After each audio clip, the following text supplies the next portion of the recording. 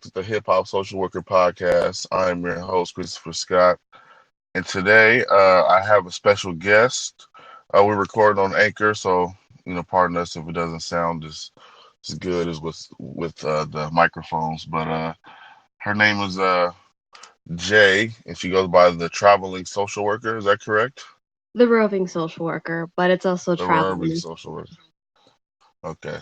So yeah, and she can go ahead and explain a little bit more about what she does. So I am Jay, the roving social worker. I've actually been podcasting for the last year, and I've been a travel social worker for a little over 2 years now. I started off as just doing it to make money, and it's kind of blossomed into this whole thing. On social media, I have been talking more about how this is changing social work, how it includes micro, meso, and macro social work, and just it's a neat new thing. Um, so I'm happy to talk. I'm actually talking to a couple of classes this week as well with social work students to discuss this emerging field of social work. Nice. So before we get into more details about what traveling social work is, you want to go ahead and kind of like give a background of, what led you to doing social work in general?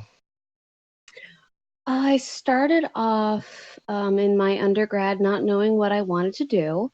I ended up with a double major from Ohio University in English and English creative writing and gender studies.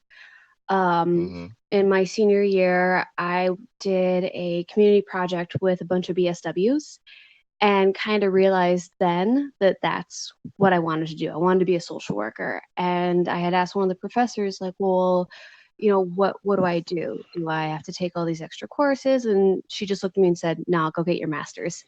So I graduated with my BSS, and I felt incredibly unfulfilled. I wasn't going to work in any specific career with my bachelor's degree because it was so general. I ended up joining an AmeriCorps, and I became a Mm, Vista. Through that, I went from Ohio to Arizona, which where I stayed for almost a decade after that. And during that time, after my AmeriCorps stint, um, I went into an MSW program because I realized no, social work is my thing. And essentially, doing an AmeriCorps Vista for 12 months is like a very low paid externship that you would do in social work. I yeah. did a lot, I got a lot of experience, and it definitely set me up with those communities that I've spent a lot of my career working with. Mm-hmm. Nice. So, what communities was those that you worked with? So, originally as a Vista, I was in South Phoenix, which is, I forget the exact percentage, but over 90% um, undocumented, Spanish speaking. Most were from Mexico, a lot from actually like Mexico City area, those states. So that was the first community I worked with, which was pretty hard because that was during the raids. It was right around SB Mm-hmm. 1070 came out, like the next year. There was a lot of racist laws that tried to force social services to report undocumented. Our school population, the enrollment kept dropping every week. We were scared either they left or people were getting picked up. So I mean that was my taste of Arizona. And then working in the community, there was also a lot of gang violence in the area. So that was something I had Yeah. to be aware of. I never, portable I worked in got tagged quite frequently, but no one ever like hurt my car or made any threats towards me. So I never felt scared being down there. But I was this 22-year-old white girl with bright white hair and blue eyes, and I clearly just Mm-hmm. couldn't fit in with everyone else. Yeah.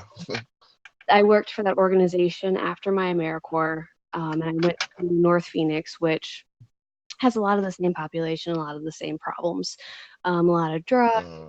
truancy, dropout, teen pregnancy, 12-year-olds being pregnant.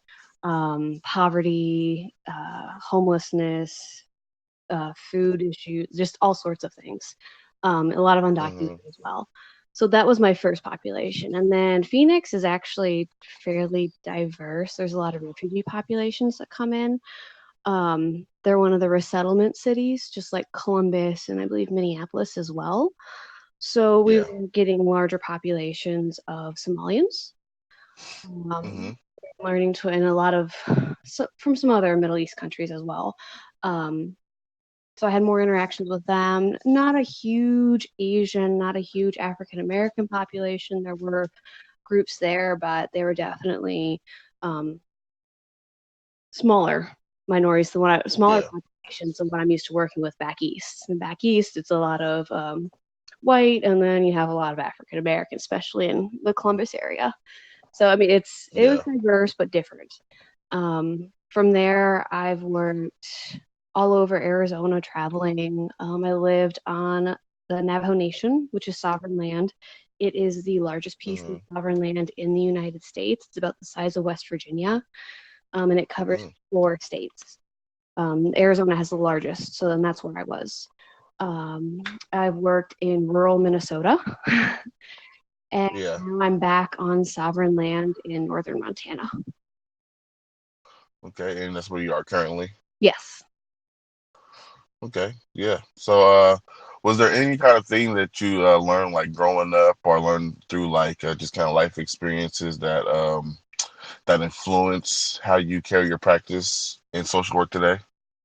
Well, what's I'll say interesting, up until I was at 12, I lived in a very segregated city in Pennsylvania.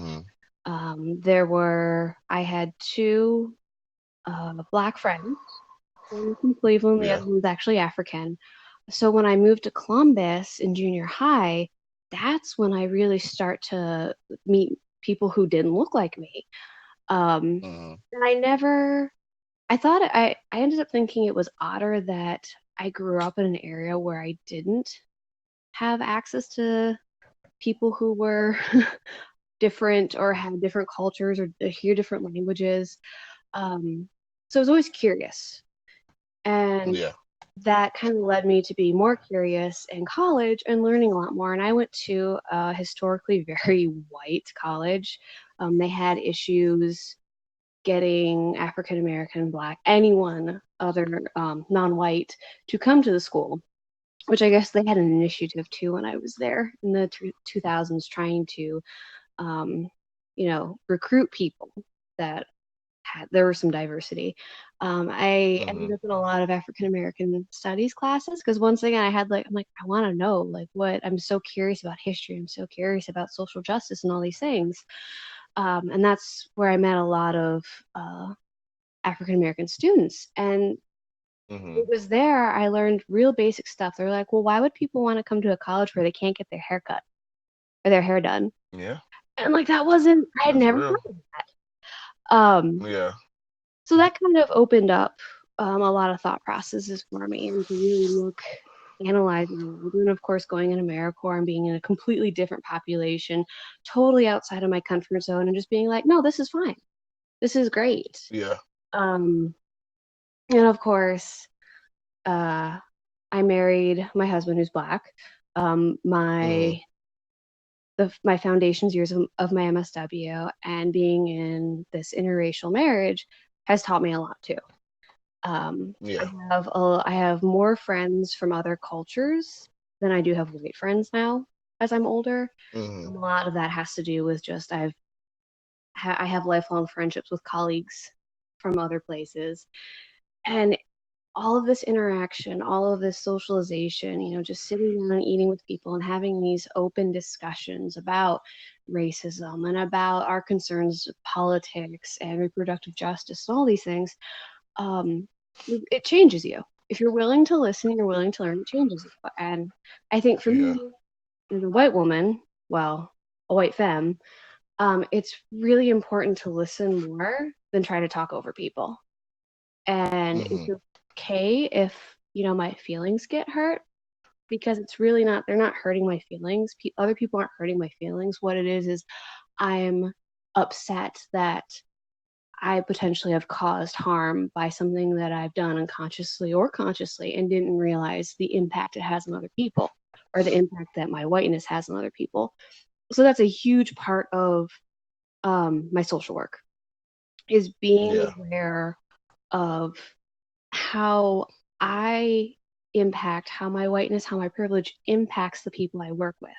Because I tend to work with populations that have been historically oppressed, murdered, Mm-hmm. enslaved, all that. So and while they might welcome me, you always kind of feel like, okay, there's this disconnect. How do I get past that? Well, I might not get past that. So part of it is just understanding a lot of the historical and a lot of why they do the things they do. And Yeah. that has to do with like culture, their reactions to me, my presence. It's really interesting. Sometimes it helps when people realize I have a black husband and a biracial child, and then sometimes it really doesn't. So that's not like an automatic in, like I think some of my white colleagues might think. Not every black person or African American person wants to know that I have a black husband or like it. Yeah. And then Mm-hmm. in other cases, like up here, when we run into either an African American who's alone or a family that's coming through, and they see me with Aiden and I hold the door, what like to them that's a relief because it is very racist. It's like the passive aggressive racist, not the we fear for Mm. racism. Uh, I don't Yeah. know if everyone who listens to this is going to understand that, but I you probably appreciate that a little bit more. Like it's annoying but we're not afraid that they're going to do something stupid. Yeah. Yeah. That sounds a little bit like Portland. I've never Just been. a little bit. Yeah, just a little bit. I mean, there's. I mean, it's not that. I mean, well, the passive aggressiveness it can be pretty bad, especially like the like kind of like the entitlement of like, coming and like claiming like neighborhoods that were historically black, and just feeling like they can kind of say like this rude stuff about how it used to be and how better it is now, and that kind of stuff is like, all right, I get it, but can you not say that around me because it kind of hurts my feelings. Yeah, we get that. And then it's, I think my favorite, I mean, favorite, because it's so ridiculous. Like, you have to laugh at it or you get angry.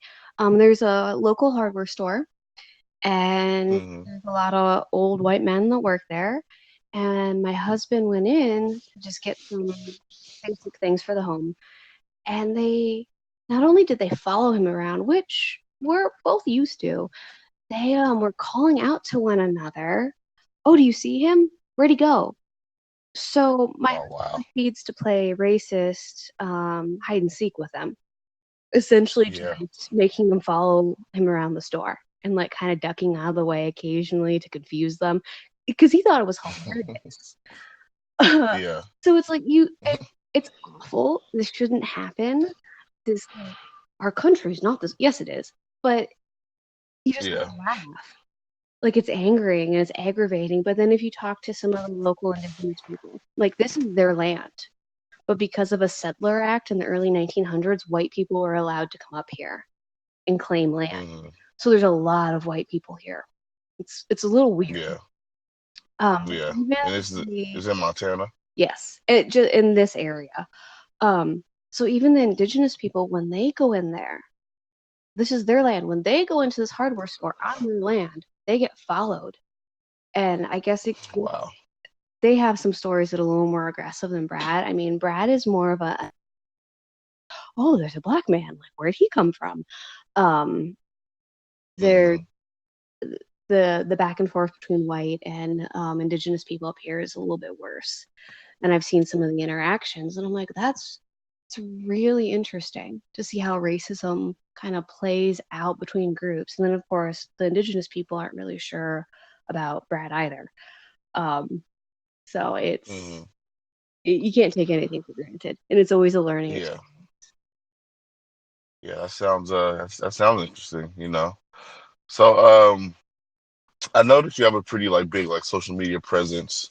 I actually I think I came across your podcast, whether it was on Anchor or Twitter or something, and when and actually you were the first person that I knew that was doing travel and social work.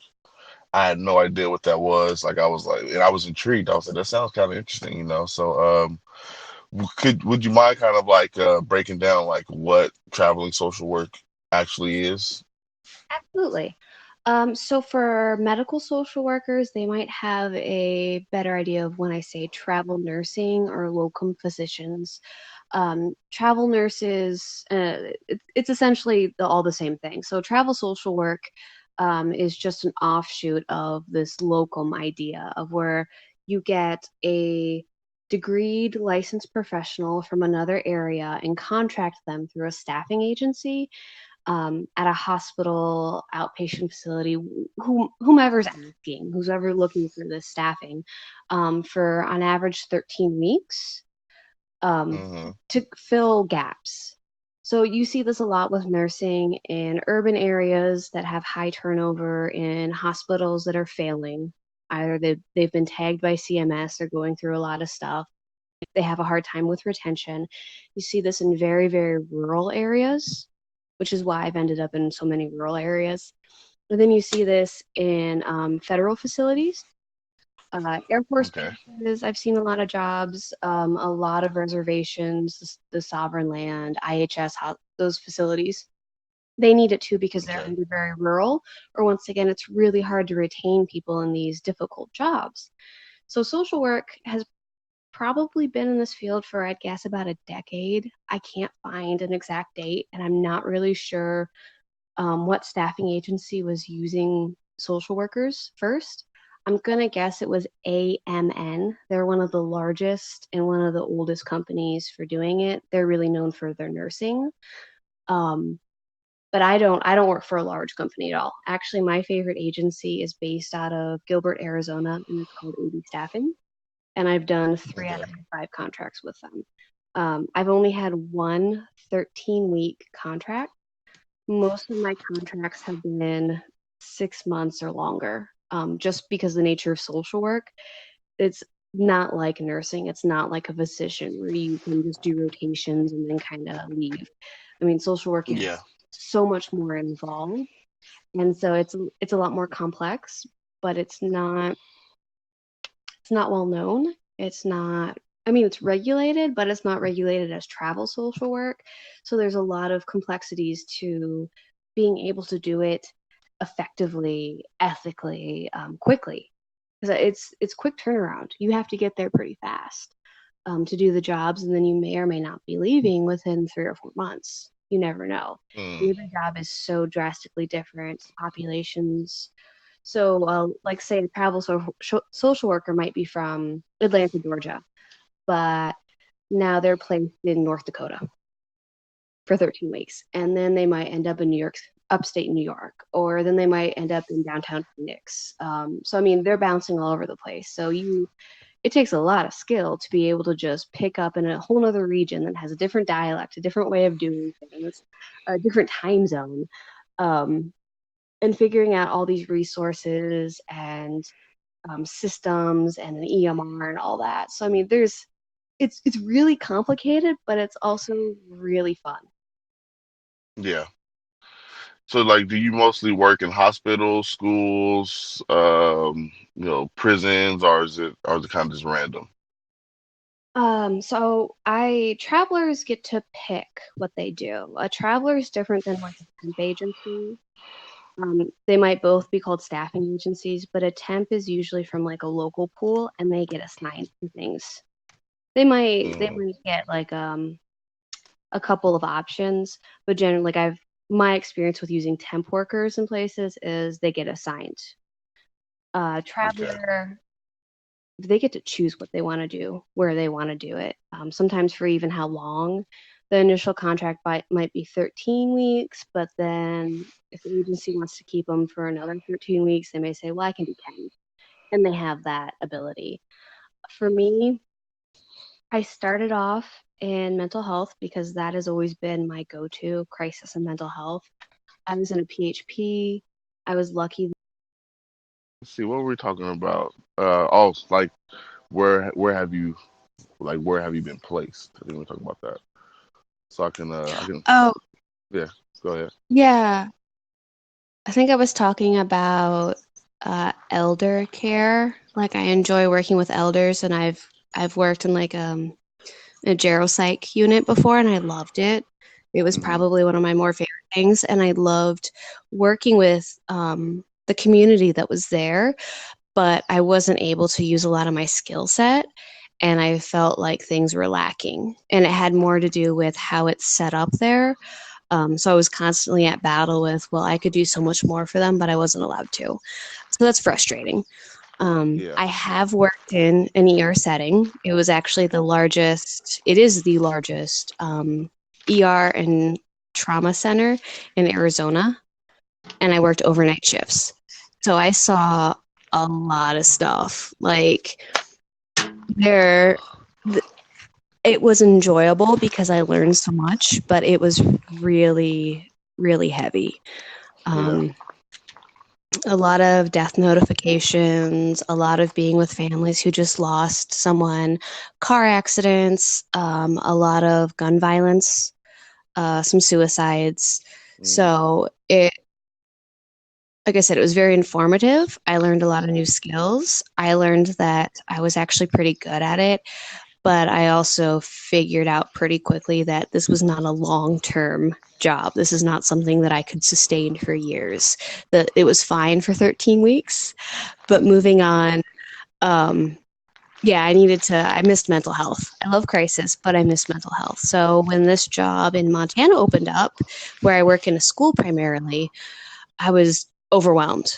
Like, this is the greatest thing ever. I would get to be a Yeah. therapist as a third party in a school, so I'm not really working for the school. So that's actually nice. You're still involved in politics, but you're outside of it. Yeah. And I could come and go as I need to. I am also starting up um, a forensic program 1 day a week where I go into both the adult and the juvenile jail systems to provide counseling and doing assessment so that they don't get stuck. Unfortunately, I think there's only like 2 or 3 people who can do assessments through another organization here in order to get them either into court or through court for mental health, Yeah. and stuff's just backed up. And that's the Yeah. nature of kind of being up here. So I can come in and just bang out a couple of assessments real quick, and things keep moving. And it's Yeah. no big deal. I mean, these don't take long. And then we are also working on. We're not creating. We're not. This was already in place years ago, but it just kind of fell apart. I think it's because people either left the community or things got too chaotic. I'm not really sure what halted this, but we're doing a community based crisis intervention team so that there is a setup that instead of having to call 911 or calling a national crisis hotline, which may not understand any of the things that are going on, or it might be a high call volume day, so they're on wait for 45 minutes, and that happens. They Yeah. get to call someone in their own community as a safe person, as a designated safe person.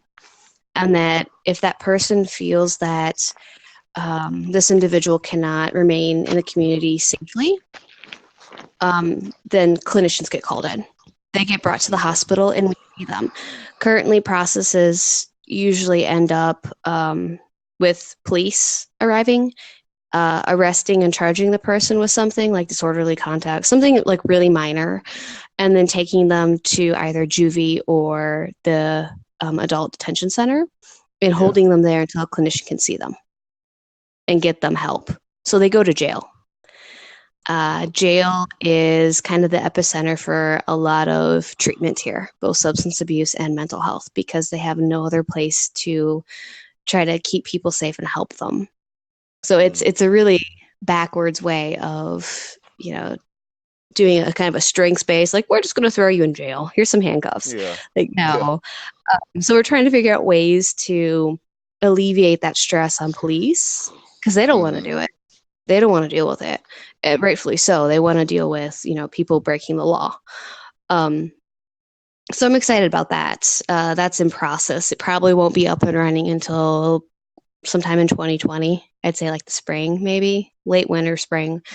The forensic thing is slowly moving. So hopefully I'll be doing that in a couple of weeks consistently. But yeah, Okay. that's travel. Nice. I mean, it definitely sounds interesting. I mean, I did, like I said, like after I found your podcast and your Twitter page, I definitely Googled traveling social work, and I seen some things. I was like, all right, that looks interesting. Interesting enough, but I don't know if like if I really if that's something for me. But it's nice to know like the options of like like what an MSW or LCSW or whatever kind of licensure you have can bring you. Because it's like you never want to feel stuck. I think one thing I try to really get across to people is while this looks really cool, while this sounds exciting, it pays a lot of goddamn money. I mean, Yeah, I have to be real on that. One of the main reasons I do this is because the money's really good yeah, and fast paced, and it keeps my attention, and that's the type of person I am. Um, but the reality is, it's very stressful on you physically, mentally, hmm, social life, and if you have a family, you're separated from them. I yeah, have a lot of privilege in being able to have my family with me this time. yeah, You have to have quite a bit of privilege to get started into this because it takes a lot of money on the back end that you may not have right away. Like you have to buy hmm, supply, you have to get things in order. You have to pay for another license on your own. And that's anywhere from $300 to $500 a state, depending on, what they're requiring. So it's like I've said this a couple times, it's complicated. It's you have to know the state laws, you have to know the state board laws, you have to know kind of what your practice area is while you're there. So you might be a therapist in one state, but okay, you're working medical in this state. Do you have the competencies to do so? hmm. Um, Okay. it's just hard. I mean, I drive Yeah. everywhere. I don't. Oh yeah. So you so like road tripping. So like Oh so yeah. when you went from like so you were in Minnesota and you went from Minnesota to Montana. No, Arizona, Okay. Phoenix. Oh, okay. Oh yeah, it's a nice little drive. Phoenix to Ohio, and then Ohio to Montana. Okay. Yeah. Well, well, I was gonna ask you about like some of the challenges of it and like, some of the ups and downs, and it seemed like you covered a lot of them. You know what I'm saying? Like, is there any more like kind of things that people should be aware of, like before they get into travel social work? You're kind of on your own. Um, Mm-hmm. the NASW doesn't recognize us quite yet. There are no professional organizations for social workers who travel. The community is relatively small. You may find support in other social workers, as evidenced by this, what we're doing right now, Yeah. but they don't always understand a lot of the barriers to doing what we Mm-hmm. do, or a lot of the frustrations. I carry my own liability insurance because if something were to happen on site, my staffing agency is going to drop me, and so is the employer, and I'm on my own Yeah. if something Mm-hmm. happens. And that's kind of like in regular practice anyway. You need to be careful, but things are just, you have to be so much more aware. So Yeah. I know a lot about licensing now because of it. Um, educationally, competency wise, like I'm just learning a lot more than maybe someone who works in the same kind of field or the same area for 10 years. Um, you have to be willing to do these things or it's not for you. And like I said, it's hard. Like you're away Mm-hmm. from the people you love, you're away from your support system. So, how well do you make new friends? How well do you integrate into a community? Or are you just Yeah. a lone wolf and you like being alone? And then that's fine, but they might think you're weird. Yeah. Yeah. Okay. You do podcasting. I know when I started doing podcasting, it was kind of like, I wanted to be like a voice in the social work community, and I figure like, like instead of waiting for somebody to come and like find me. I was like, well, podcasting would be a good way for me to kind of like impose my will on people so they can know that so they can know that I really want to be out here and be like a notable person known in the field of social work. What was your goals in like starting the podcasting? I was bored and curious. Mm, yeah. It was really as simple as that. Jonathan Singer, some of the other, they were just talking a lot about podcasting and all this stuff. And I'm like, welcome back to another episode of the Hip Hop Social Worker Podcast. I'm your host, Christopher Scott. And September, Labor Day today. I'm recording this episode early because next Monday, when I usually release episodes, will be my birthday. I'll be 34 years old.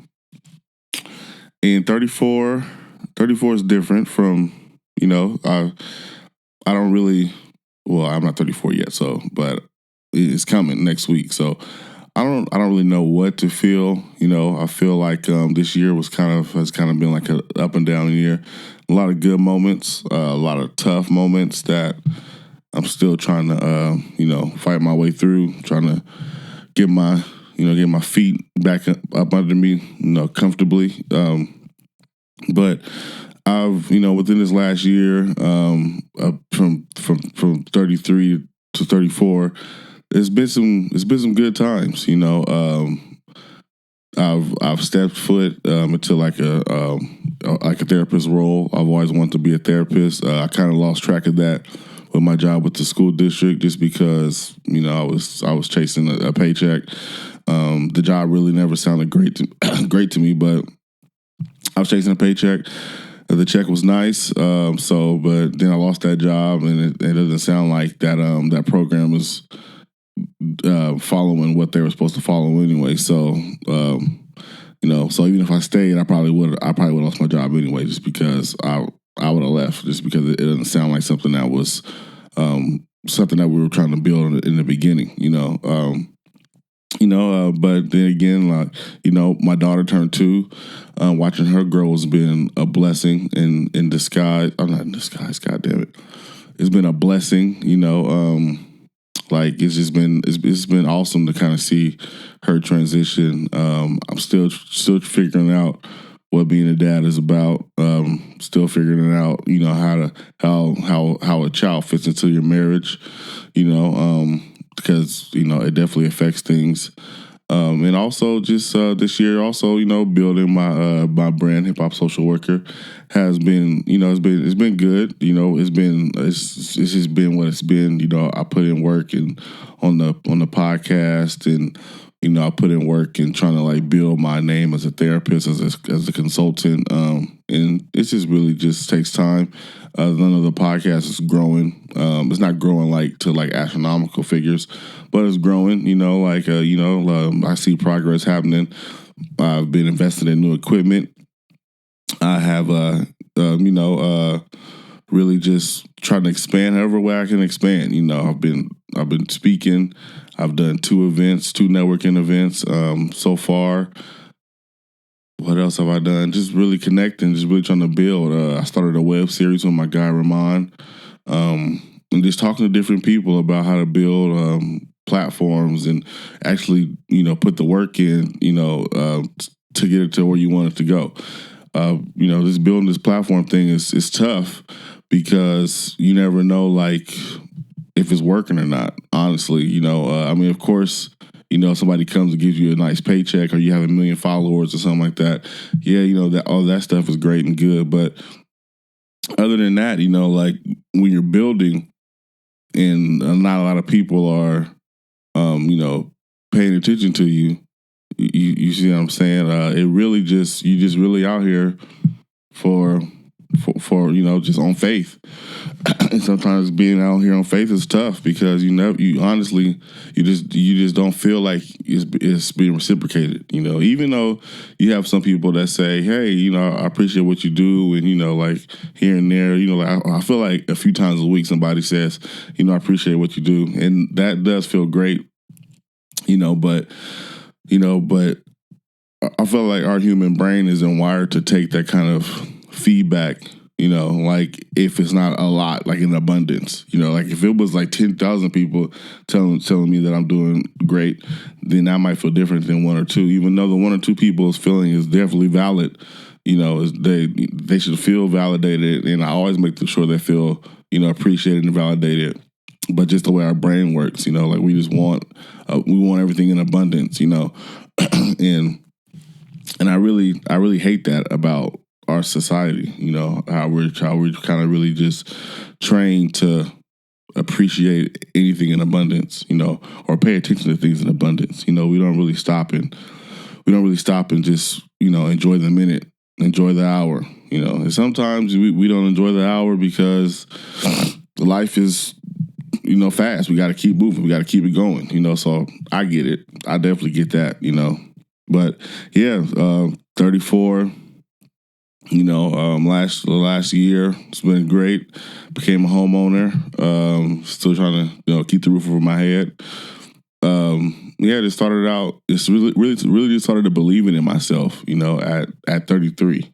You know, like really just started like thinking like, you know, if you really want to do something, you got to put the work in. You know, like I at the age of 33, I started really understanding what it meant to put the work in. You know, like before, you know, of course, you know, like, hey, you know, hey, you do this, do that, and it might work out. But I never understood what it meant to build something. You know, I never thought about it because I was just looking for something to be calm and steady. You know, something that kind of I could sit down at a job for 35 years and, you know, get my check and go home and, you know, ease my way into retirement. But I really, you know, that wasn't working out for me. And that's like right now, like nowadays, the safe bet plan to get the job and just chill, it's not even a safe bet. So like I feel like you might as well go hard, you know, and if you want to do something, you got to do it. You just have to do it. You have to, when you're tired, when you're lazy, when you want to drink, when you want to smoke, when you want to do whatever, you got to really just buckle down and do what you need to do. You know, I like with this podcast, there's episodes where I hate recording them. You know, there's episodes where people don't, you know, want to talk with me, and I got to get on the mic and I got to speak about some stuff. That shit is not my favorite part of this, but I know that if I don't do it one Monday, then the next Monday happens, and the next Monday happens, and the next Monday happens. You know, like this past year, I've just been really looking at excuses and not really feeling them. I don't feel excuses. You know, I got a lot of shit going on too. You know, sometimes a lot of people hit me with drag, you know, a lot of times, and it's like, I get it, but I don't dwell in it because like I understand that everybody's not where you are at. You know, like some people some people don't want to be what you want to be or don't do what you want to do. I get it. And you know, if you talk to me and you show me that, you know, if your actions show me that you ain't really feeling it, then I don't waste my time. I keep it moving. And then, you know, that's just kind of how it is. Because I know I got to do what I got to do to make sure that whatever I want to do happens. You know, I just can't wait for anything else. I can't wait for anybody else. It's just, if you with it, then you with it. If you're not, then you're not, you know, because it's just, and stuff is tough, you know. It's tough to, you know, to find a balance, you know. Like right now, I'm about to start a new job, and I started several new jobs since I've been laid off. So it's like, okay, now I got to try to find a balance of working these multiple jobs. Then I got to find a balance of building my own thing. So it's probably going to be a lot of long nights, a lot of Red Bull cans, you know, a lot of positive self-talk, you know, and not a lot of time for a lot of BS, you know, because it's just something that we have to do in our life if we want to make it happen. And that's why I appreciate social media so much, because social media, even though there's a lot of bullshit that come with it, it shows you the organic growth of certain things. You know, it just shows you how things grow, how things start from 5 people in a crowd to 10 people in a crowd to 20 people in a crowd to 100 people in a crowd, so on, you know, or the 5 listens to, you know, recording in the basement or recording at the studio, or, you know, it just shows like, it just shows like authentic growth. You know, before social media, we didn't really see that. We saw somebody come out of nowhere, and we just assumed that they got on that day.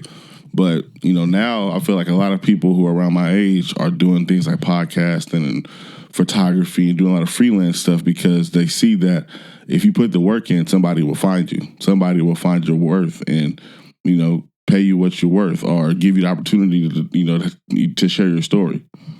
So you just got to do it. That's been my whole thing in the year 33. Just got to do it. Year 34. I don't know I don't know. I feel like I want to just be. I want some stability back. But I'm not banking on it because as long as I can pay my bills, that's all I'm really worried about. But I want to continue to grow my brand. To grow my podcast, to grow whatever. To grow, like if my friends got visions, I want to help them with their vision.